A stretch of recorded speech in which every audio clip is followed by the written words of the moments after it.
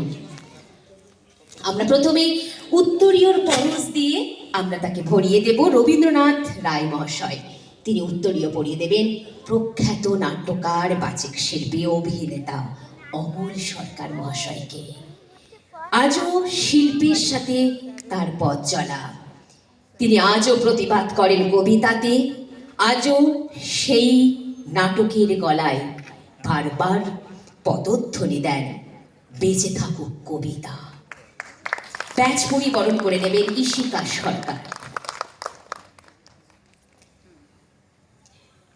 পুষ্পস্তবক দিয়ে প্রণাম জানাবেন মাননীয় সুস্মিত দাস মহাশয়। একেই বলে দীক্ষাগুরু, শিক্ষাগুরু।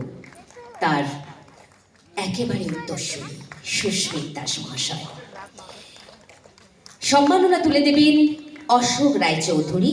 বই ও পেন আমরা জ্ঞাপন করব নন্দিনী ধরের মাধ্যমে।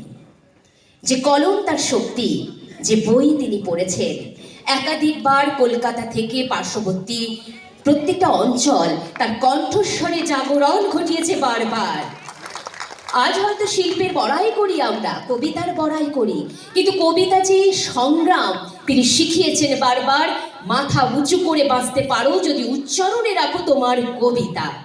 তাই তো বলি বারবার, জিওবায় উচ্চারিত প্রতিটি সত্য শব্দই কবিতা, কর্ষিত জমির প্রতিটি শস্য দানাই কবিতা।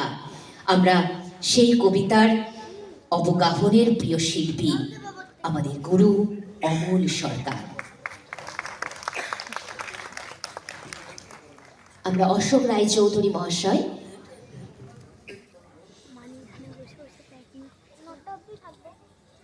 আমরা অশোক রায়চৌধুরী মহাশয় এবং রবীন্দ্রনাথ সরকার মহাশয়কেও বল।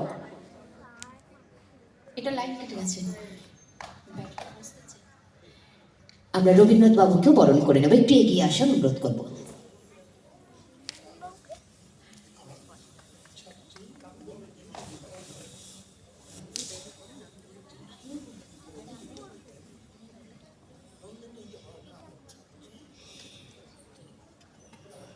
কাজল নাট্য দ্বিতীয় পর্ব।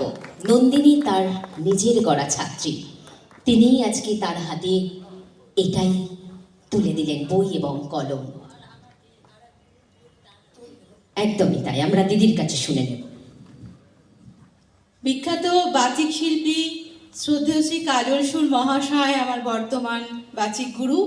আর এই যে আমার পাশে দাঁড়িয়ে আছে, যার হাত ধরে আমার আবৃত্তির অঙ্গনে প্রবেশ করা, আবৃত্তি কি সেটা শেখা, জানা এবং আবৃত্তিকে ভালোবাসা, সেই গুরুর হাতে আমি আর এক গুরুর রচিত বই, লেখা বই তুলে দিতে পেরে আজ আমি নিজেকে ধন্য মনে করছি।